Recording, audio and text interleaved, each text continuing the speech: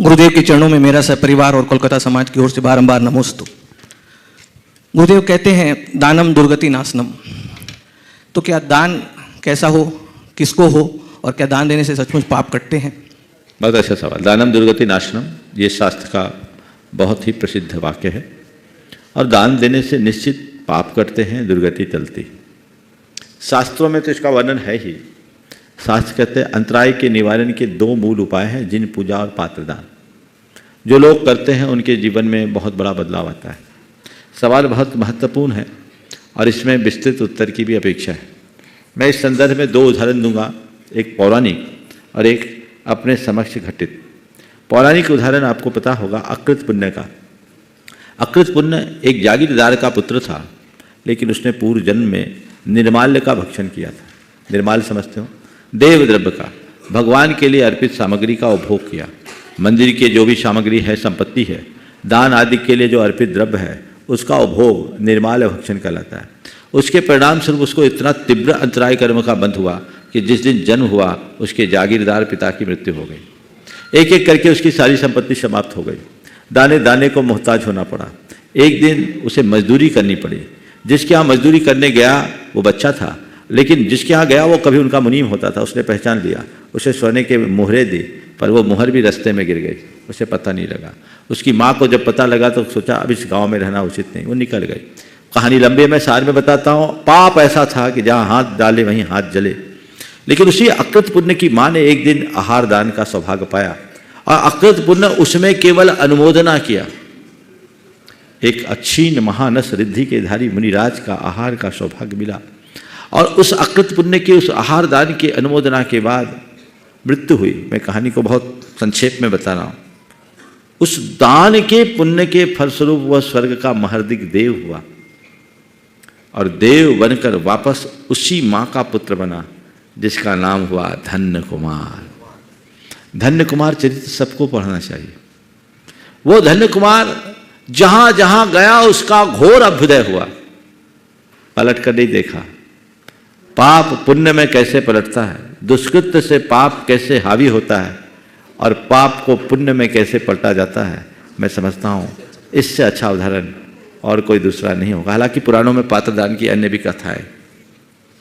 अब एक मैं अपने बीच घटी हुई बात कहता हूँ। एक व्यक्ति को 10 वर्षों से लगातार नुकसान हो रहा था। व्यापार में नुकसान हुआ, बीमारियां भी हुई, रुपया लोगों ने दबा लिया, जहां चाहे जहां हाथ डाले वहां नुकसान। एक दिन उसने मुझसे अपनी व्यथा कही। बोले महाराज जी, कोई रास्ता नहीं दिखता, जहां हाथ डालता हूं वहां नुकसान होता है। मैंने उसको सलाह दिया कि देख भाई, तेरा तीव्र अंतराय कर्म का उदय है, ऐसे समय में तू कुछ मत कर। तेरे पास कुछ बचा है कि नहीं? बोले महाराज जी, भाग्य से केवल एक प्रॉपर्टी बची है और मकान बचा है, बाकी तो लगभग सब खत्म है, धंधा तो बैठ ही गया है। हमने कहा ठीक है, जो है उसको बचा के रख, लेकिन तू अभी कहीं कोई निवेश मत कर। तू एक काम करना शुरू कर, रोज भगवान की पूजा आराधना शुरू कर और रोज दान देना शुरू कर।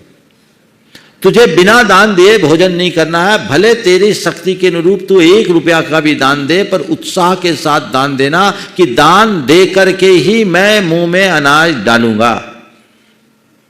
सुनकर आश्चर्य करोगे, उस व्यक्ति ने मेरी बात का पूरी तरह अनुकरण किया और 6 महीने नहीं हुए दिन फिर गए। जो उसकी प्रॉपर्टी थी उसकी बहुत कम वैल्यू आंक रहा था। संयोग से 120 फीट चौड़ी सड़क निकल गई। उसके प्रॉपर्टी के आगे किसी दूसरे की प्रॉपर्टी थी, वो सड़क में चले गई। इसकी वैल्यू 6 गुनी बढ़ गई और वो आज मुड़ कर नहीं देखा।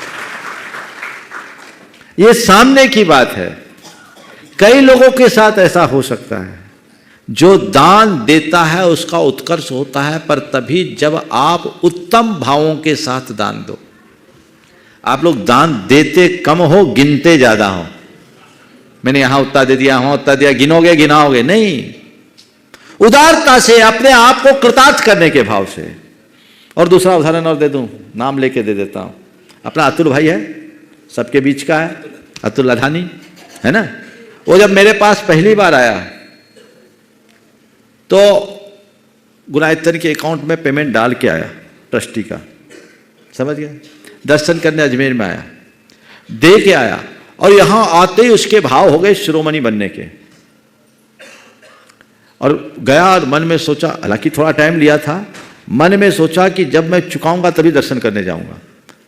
और उस व्यक्ति को ऐसी वृद्धि हुई कि आज हर काम में आगे आता है। और उस समय बोला, महाराज जी, जिस समय हमने एक कमिटमेंट किया था उस समय हमारे कुल एसेट इतने थे, रकम इतनी थी, और आज सब काम में सबसे पहले की बात वो करता है। दान से उत्थान कैसे होता है इसका जीवंत उदाहरण है वो। और आप देखो उसके भावों को, कभी पीछे होता है, तुरंत करता है, तुरंत करता है, करता ही चलता है। ऐसे एक नहीं, बहुत हैं, सब है यहाँ जितने बैठे सब उसी लाइन के हैं। लोग बोलते हैं महाराज के पास ज्यादा पैसे वाले होते हैं। मैं कहता हूं पैसे वाले नहीं होते, पैसा के प्रति उदारता रखने वाले होते हैं, तो और पैसा वाले बन जाते हैं, है ना। उदारता रखोगे तो बढ़ोगे, पुण्य से पुण्य बढ़ता है। ये ख्याल सबके मन में होना चाहिए। तो दानम दुर्गति नाशनम, ये भाव है। आपने पूछा दान कहाँ रखना चाहिए, करना चाहिए, तो 7 स्थान है दान के: जिनबिंब, जिनागार, जिन यात्रा, प्रतिष्ठिकम। दान, पूजा, सुसिद्धांत, लेखनम, सप्त क्षेत्रियो हो। अपनी संपत्ति को 7 स्थानों में लगाओ: जिनबिंब के निर्माण में, जिनागार जिन मंदिर के निर्माण में, जिन यात्रा तीर्थ यात्राएं करने कराने में, और प्रतिष्ठा करने में, पंचकल्याणक आदि प्रतिष्ठा में।